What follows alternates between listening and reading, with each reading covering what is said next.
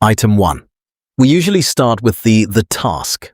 Part A. Analyze the laboratory report in relation to John's signs and symptoms. We are going to look at the symptoms and the laboratory report. John was persistently wheezing and feeling fatigued. He was then taken to a specialized hospital for medical care. Based on his signs and symptoms, the doctor suspected a condition affecting the epithelial tissue lining John's respiratory system.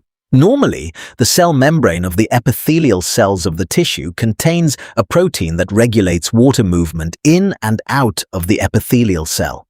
The synthesis of the protein is controlled by a gene called cystic fibrosis transmembrane conductance regulator (CFTR) gene. A defect in the CFTR gene can affect the protein function.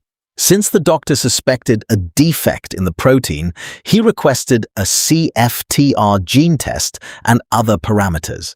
The laboratory report from the doctor's request is shown in Table 1. Table 1, showing John's laboratory report. Analyze the data table before we continue.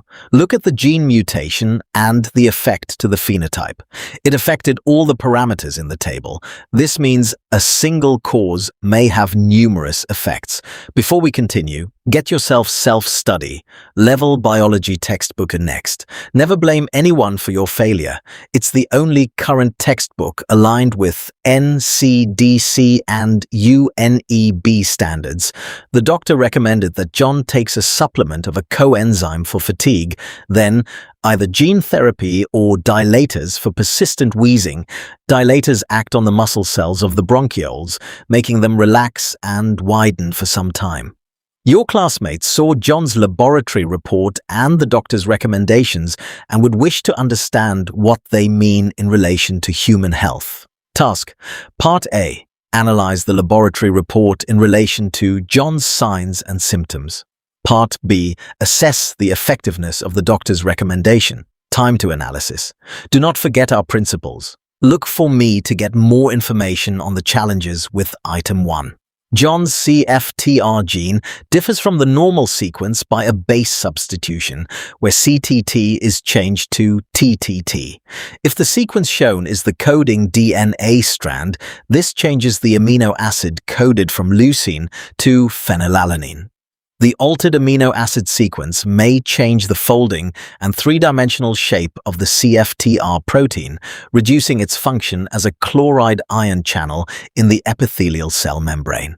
Reduced CFTR function decreases movement of chloride ions from epithelial cells into the airway surface fluid. Consequently, less water follows by osmosis, consistent with the low rate of water movement from the epithelial cells. The mucus therefore becomes dehydrated and very thick. Thick mucus accumulates and obstructs the airways, changing them from open to blocked. Air moving through narrowed airways produces the persistent wheezing observed in John. Blocked airways reduce ventilation of the lungs and may lower oxygen availability for aerobic respiration.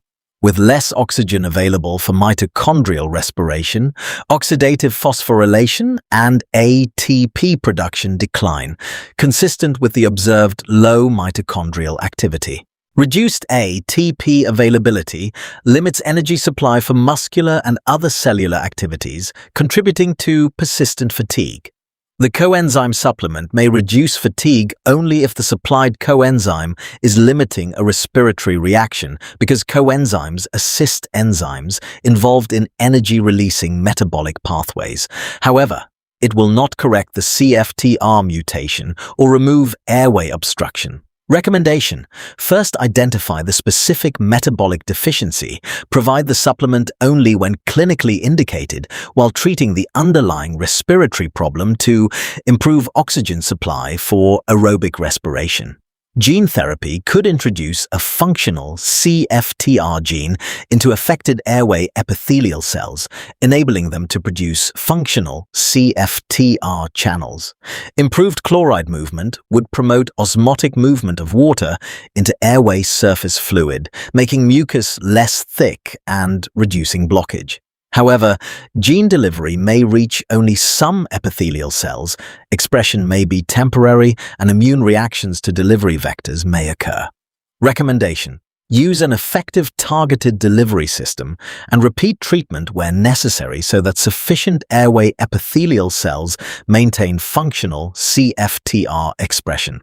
Bronchodilators relax bronchial smooth muscle, widening the airways and rapidly reducing wheezing, where smooth muscle constriction contributes to narrowing. However, they do not correct defective CFTR channels or remove thick mucus, so relief may be temporary and limited if mucus is the main cause of blockage. Recommendation: combine bronchodilators when bronchoconstriction is present with mucus clearance measures so that airway widening is accompanied by removal of obstructing secretions.